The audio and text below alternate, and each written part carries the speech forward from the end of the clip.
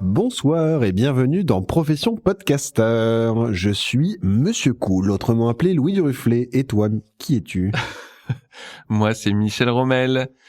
Voilà, on est donc dans le journal de bord du studio Flamboyance, le podcast où on raconte un peu comment ça fonctionne, le studio Flamboyance, qu'est-ce qu'on fait, qu'est-ce qui se passe, c'est un peu l'envers du décor ou l'arrière des coulisses. C'est exactement ce que j'allais dire l'envers du décor, Wow. le behind the scenes. Behind the scenes. Et aujourd'hui, c'est un épisode un peu particulier parce qu'on est allé à un salon. Oui, à Paris, la grande ville. Notre premier salon en tant qu'exposant. Ouais. Un salon qui s'appelle le Museum Connection ou Museum Connection. Oui. En plus, c'est un muséum, c'est un salon international qui rassemble les professionnels du monde des musées. Et donc, il y avait d'autres boîtes comme nous qui sont venues proposer des solutions innovantes au musée. Exactement. Et donc nous on est parti avec la Pleine Image, qui est l'endroit où on est, où on a nos locaux qui regroupent un ensemble d'industries créatives. On est parti avec eux. On était à peu près à 6 boîtes à partir, je crois. Ouais. 5 ou 6.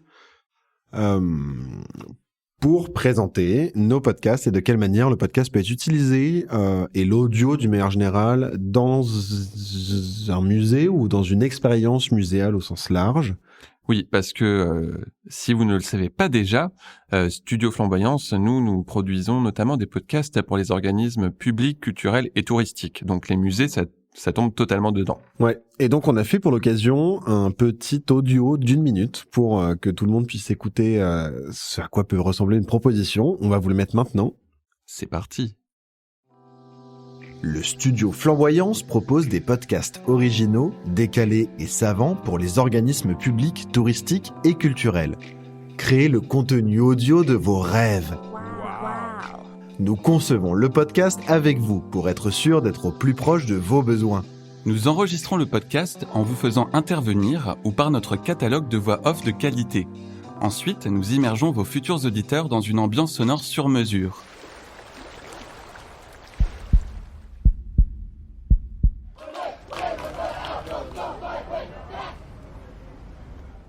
Nous rendons accessible votre podcast sur les plateformes que vous souhaitez. Spotify, Deezer, votre site internet ou votre application.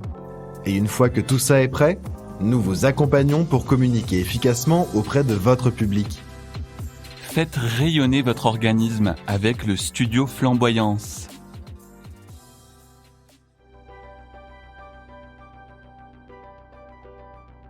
Voilà, c'était notre super présentation. Oui.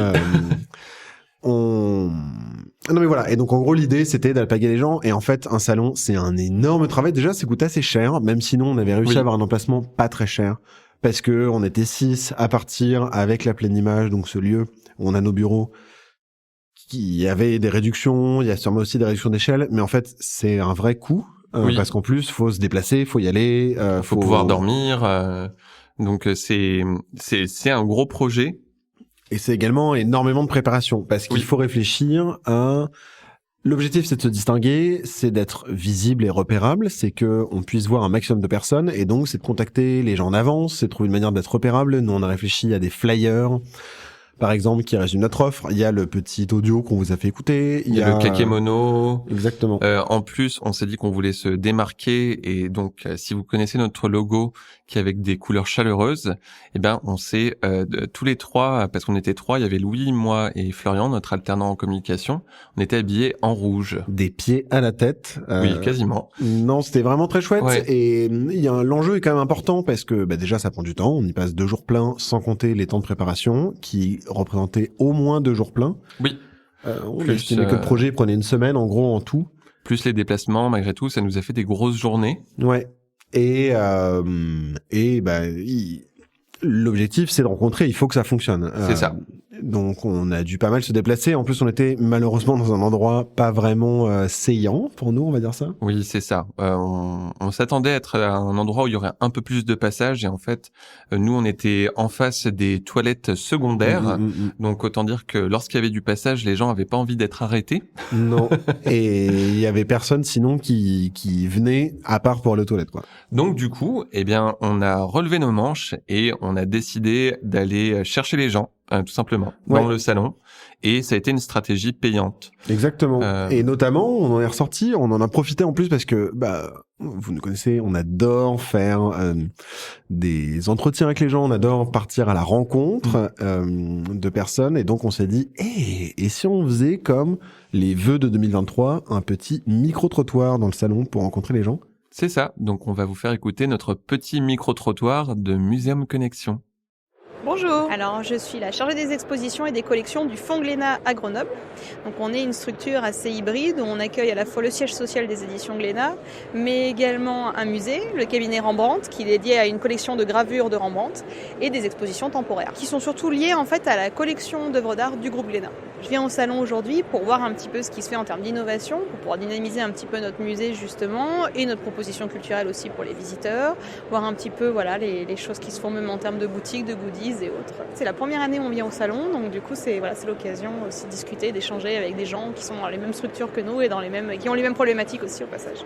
Bonjour, je m'appelle Chloé Delorme et je suis chargée de projet pour une société qui s'appelle Lily et qui fait des expositions immersives. Je travaille en fait avec des œuvres d'artistes comme Van Gogh, Picasso ou Monet.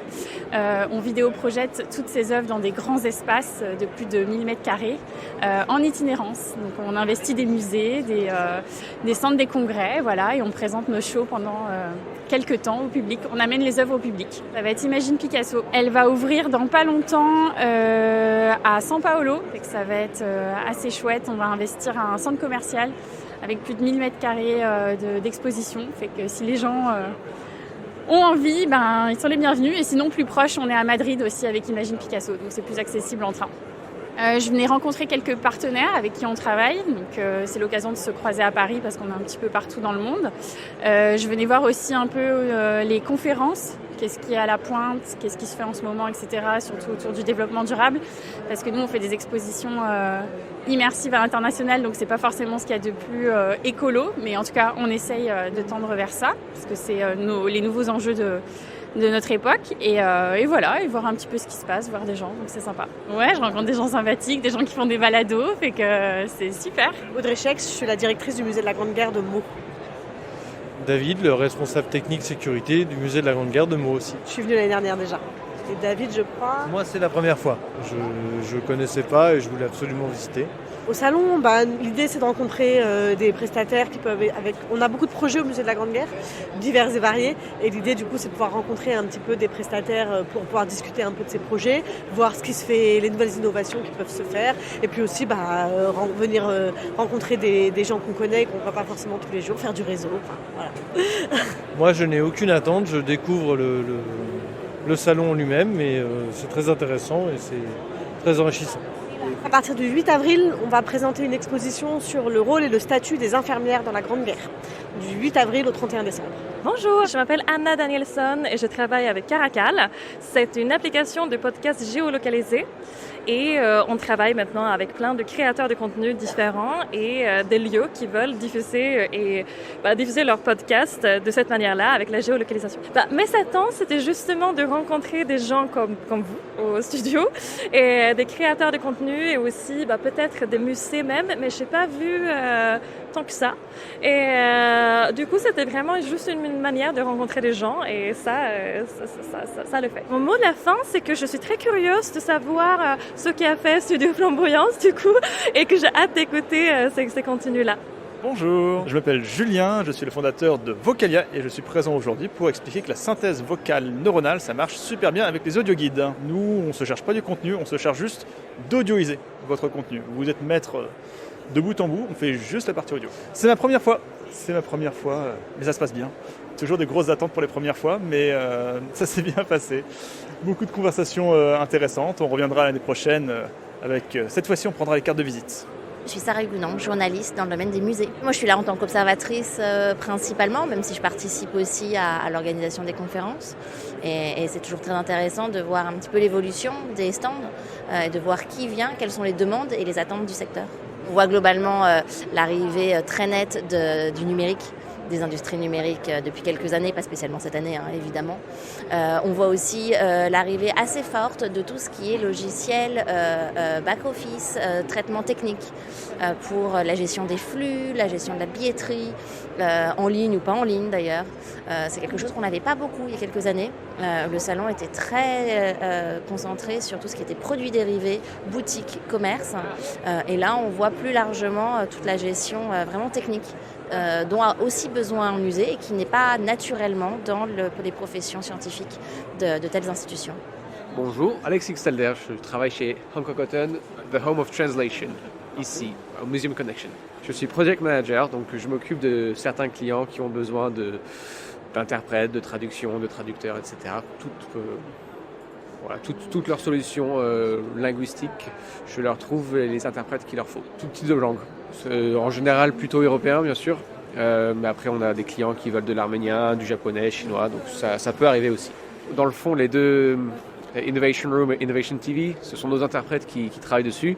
Donc ça permet aussi de montrer en live ce qu'on fait. Donc c'est très intéressant justement de pouvoir être là et de faire partie de cette expérience.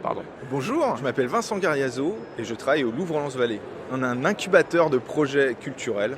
Voilà, jeune entreprise innovante dans la culture. Si tu as 2 pas du musée du Louvre-Lens, on a la chance de porter le nom du musée parce que c'est un de nos membres fondateurs. Voilà, on a grand plaisir à découvrir les nouvelles solutions innovantes du monde muséal. C'est toujours très enrichissant. Puis il y a des petites conférences qui peuvent être aussi sympas. Je prends du prospectus à foison, je me renseigne, je me documente et donc non, c'est très sympa. J'ai bien aimé tout ce qui est un peu immersif, expérience immersive, notamment sur le stand Microsoft, il y a des trucs assez cool avec le HoloLens. Voilà, donc ça j'ai trouvé ça assez chouette. Après, il y avait un stand un peu sympa sur le métavers, voilà, alors là c'était assez rigolo. Bon, c'est un peu assez tendance en ce moment, donc ça m'a interpellé. Évidemment, Studio Flamboyant, c'est un grand plaisir, le podcast. En tout cas, innovation monde muséal, j'ai envie de dire important, faire revenir les publics, des jeunes publics. On sait que c'est un peu difficile. J'aurais bien voulu voir des initiatives autour de TikTok, tout ça, j'en ai pas trop vu, mais je crois qu'il y a des choses autour de ça. Et on espère, en tout cas, avec le retour des publics post-Covid, que le monde muséal va être boosté. Et voilà, c'était quand même des gens super chouettes qu'on a croisés. Merci en tout cas à celles et ceux qui ont accepté de répondre. Non, puis malgré tout, on a passé un super moment sur ce salon, que ce soit avec l'équipe de la Pleine Image, les autres boîtes qui étaient là, donc de la Pleine Image avec nous. Nous 3 aussi, c'est encore un temps différent qui permet de se rencontrer différemment. Oui, c'est ça. Puis même, ça a été pour nous un bon exercice pour apprendre à pitcher notre projet rapidement auprès d'inconnus. Et ça s'est révélé payant. Moi, en tout cas personnellement, je suis content d'y être allé. Oui, tout à fait. Et je pense qu'on a bien réussi notre coup. Absolument. Et en tout cas, non, mais pour donner rapidement 2-3 chiffres, c'est vrai que on en est ressorti avec une 60aine de contacts. Oui. Dont on estime, nous, qu'il y a dans le lot, il y a une dizaine de personnes qui sont vraiment intéressées. Et le reste, c'est vraiment plus de la prise de contact, de la relation diverses et variées. Mais en fait, c'est plutôt pas mal. À voir ce que ça donne dans l'avenir. Mais on a pu aussi rencontrer d'autres structures qui proposent aussi des expériences sonores ou de podcasts, notamment Unendlich. Ouais, tout à fait. On profite pour embrasser Eddie et Hélène. Oui, c'était très sympa de les rencontrer. On a bien discuté ensemble de trucs divers et variés, mais c'était vraiment très chouette. Et c'est assez inspirant aussi de voir comment d'autres boîtes qui font des choses différentes de nous, opèrent. Ouais. Comment ça marche? Quelles sont du coup leurs spécificités? Par déduction, quelles sont les nôtres? Oui. Comment est-ce qu'on affine? Comment est-ce qu'on échange? Est-ce que d'ailleurs c'est amusant parce que parfois on sent que il y a une espèce de méfiance au premier abord, et à l'inverse, il y en a qui sont super ouverts à l'échange, à la rencontre. Non, tout à fait. Et puis nous, on est, en tout cas, chez Studio Flamboyant, c'est Louis et moi, on est plutôt dans un état d'esprit assez ouvert, où on a envie même de créer des partenariats, même avec des gens où on pourrait se dire ce sont nos concurrents, mais nous on voit plutôt une opportunité de faire des trucs cool avec ces gens-là. Donc Donc oui, c'est vrai que parfois il y a un peu de méfiance, mais dans ce cas-là, on a eu plutôt des échanges super positifs. Ouais, tout à fait. Mais bon, c'est vrai que ça nécessite quand même une assez importante, j'allais dire, confiance en soi, c'est pas vraiment ça, assise de soi, ou en tout cas d'être aligné avec soi-même. Oui. Faut être un peu ancré quand même, parce que on peut vite se sentir dépassé. Ouais. Par ce genre d'événement, par ce genre de rencontres. Il y a aussi des gens, alors on a beaucoup de chance parce qu'on n'en a pas vraiment rencontré, mais ça arrive, des gens qui cherchent à nous nuire dans ce genre d'endroit. Oui, tout à fait. Oui, parce que voilà, il y a des gens qui voient le monde du podcast comme quelque chose de très concurrentiel et donc qui nous voient comme des cibles. Ouais, absolument. Non, mais et que ce soit podcast ou ailleurs, parce que bon, a priori, ça nous est pas vraiment, ça nous est un peu arrivé, pas beaucoup, mais on voit ça, et pour s'assister à ce genre de salon, c'est vrai que faut être quand même bien au clair sur ce qu'on cherche à faire, pourquoi on y va, et bon, c'est aussi notre expérience qui parle, mais on l'a bien préparé. Oui. Ce salon. Et du coup, Louis, pour notre prochain salon, qu'est-ce que tu ferais différemment? Est-ce que tu ferais quelque chose différemment, tout simplement? Juste plus de flamboyance. Oui. Écoutez, toujours plus de flamboyance. N'empêche, il y a pas mal de gens, avant même qu'ils viennent nous parler, qui nous ont dit « Ah, c'est vous les flamboyants ?» Ouais. Ça, c'est la magie des messages bien ficelés envoyés en amont du salon. C'est ça. Donc, rien que pour ça, notre stratégie était réussie. Ouais. Non, après, est-ce qu'on aurait fait différemment? Je sais pas trop. C'est des points de détail, quoi. Toi, tu penses à quelque chose en particulier? Non, c'est juste... C'est la deuxième journée où on a davantage à amener les gens à écouter ce qu'on fait avant même de pitcher notre projet. J'ai trouvé que ça, c'était vraiment payant. Et du coup, c'est plus, pour nos prochains salons, je me concentrerai là-dessus. Ouais, t'as raison.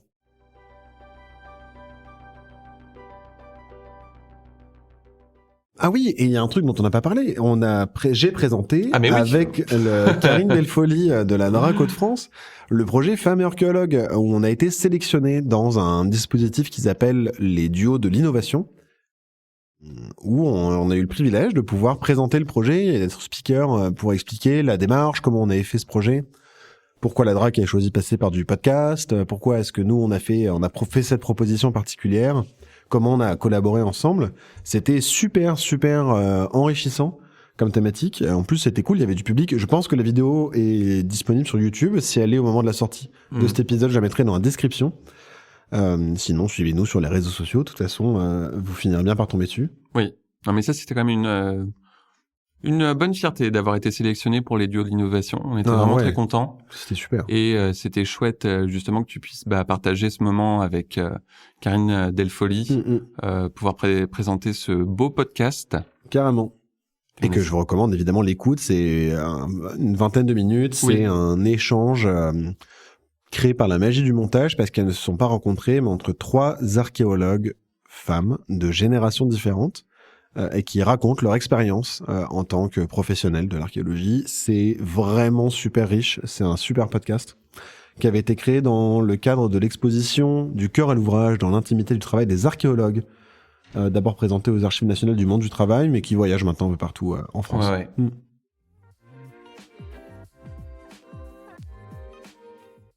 Et je pense qu'on est bon. Oui. Merci en tout cas de nous avoir écoutés. Vous pouvez nous retrouver évidemment sur tous les réseaux sociaux, et donc sur le Facebook, l'Instagram, le LinkedIn du studio Flamboyance, mais également le Facebook, l'Instagram et le LinkedIn de Louis Duruflé ou Monsieur Cool sur Instagram, et sur le Facebook, Instagram et LinkedIn de Michel Rommel. Voilà. Et n'hésitez pas à aller écouter nos autres podcasts si vous ne le faites pas déjà. Exactement. Et c'est très important de aussi nous laisser des commentaires, d'appuyer l'ensemble de notre œuvre par des petites notes sur Apple Podcast ou Spotify ou Podcast Addict. Oui, ça nous aide vraiment avec les algorithmes à faire remonter nos podcasts et du coup à les rendre plus visibles à d'autres personnes pour qu'ils puissent en profiter. Et puis laissez-nous des petits messages d'amour, ça nous fait toujours plaisir. Tout à fait. Bon, on vous dit à très bientôt. À très bientôt.